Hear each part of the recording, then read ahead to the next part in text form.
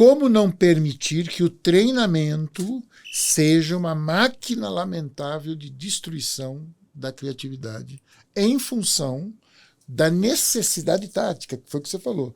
Eu preciso lentamente colocar os movimentos que são necessários, pertinentes para poder jogar futsal, que são básicos, ok. Mas você tem que treinar isso.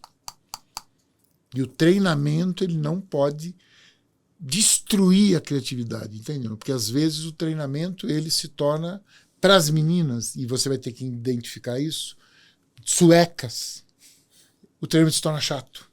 Mentalmente destruidor. Exatamente isso. Então, e vejo isso no futebol brasileiro, inclusive, sabe ou não? Por quê? Porque eu vejo muitos treinadores, e debati isso com alguns deles, sobre buscar a alma da equipe. O cara diz assim, eu tenho que encontrar a alma da equipe, a alma do jogador de futebol.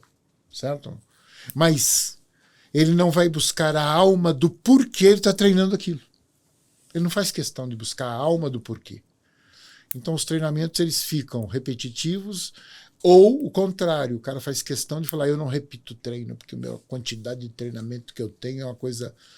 E eu tenho visto assim, muitos fracassos em função disso. Então, para você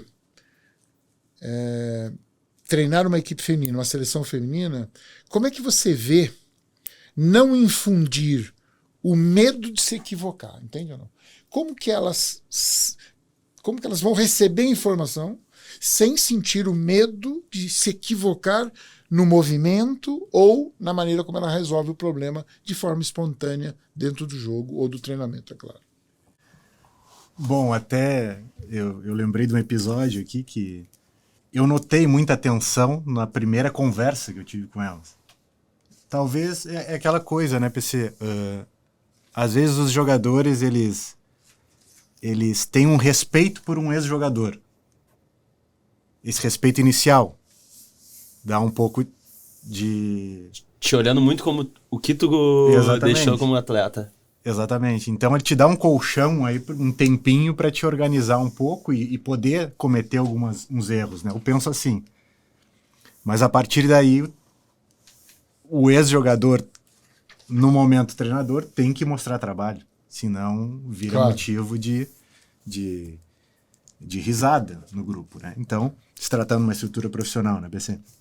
Mas eu no primeiro treino notei essa certa, né, cautela, né, certo nervosismo. Distância, e como não tinha treino, não tinha nada, era pandemia, a gente estava numa bolha, eu falei, vem cá, vamos lá. Aquecimento é música, reggaeton, vamos botar aí quem é DJ do time, para elas entenderem que não, apesar de ser uma seleção nacional, a gente tem que ter uma convivência normal, a gente tem que ter uma situação muito tranquila. E o que eu tenho muito cuidado, e isso sim eu fico me perguntando toda hora, e tentando entender se elas compraram a minha ideia. Claro, se tratando de um projeto totalmente novo, totalmente amador. Então, eu acho que eu tenho uma facilidade nesse sentido, né? Por ser ex-jogador, por ser tudo amador, então...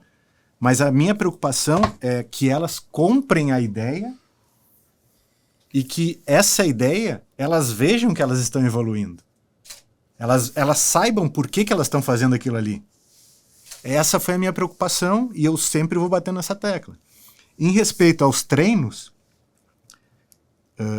aí já entra um pouquinho o meu lado, que eu ainda, como comentei, não me considero ainda, mas pensando como ex-jogador, os treinos que dão certo, que tu vê resultado, eu acho que tem que manter. Eu acho que tem que manter e cada vez mais introduzir alguma coisinha que vai ajudar elas a tomar a decisão mais rápida. Aí já entra um outro aspecto cognitivo, né? PC, que eu sei que tu gosta muito desse lado também, né? Mas é uma situação que eu gosto muito, de os treinos deram certo, repetir, claro que não pode ser uma coisa monótona.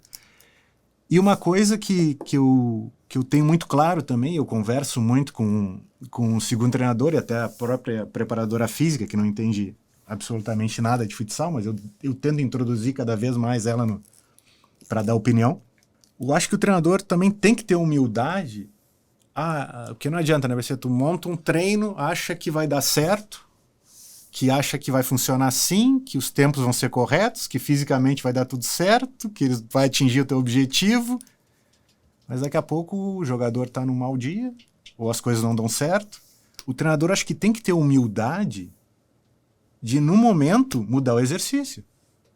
Qual era o meu objetivo pro treino? Era ataque? Perfeito, olha, eu tenho esse treinamento para ataque e a sequência desse exercício vai ser essa, seguir um pouquinho a mesma linha. Mas se esse exercício não deu certo, o que tu vai fazer? Tu tem que ter, pelo menos, conversado isso com o teu staff para eles te ajudarem, te abastecer de informação ou tu tomar a decisão certa. Então, eu acho que, por exemplo, no meu caso, que eu tenho muito pouco tempo, eu tenho bastante cuidado com isso. Bom, as jogadoras são boas, deu certo o exercício, pô, maravilha. Mas se não deu certo? Mas, claro, tudo buscando, né, uma situação que elas entendam que estão fazendo o que realmente vai acontecer no jogo. Essa é a ideia que eu tenho, que eu tento convencer elas, olha, a gente vai treinar isso, repetindo, é uma estrutura amadora, tá no início, olha, a gente vai treinar isso por isso, explicando para elas por que a gente está fazendo aquilo.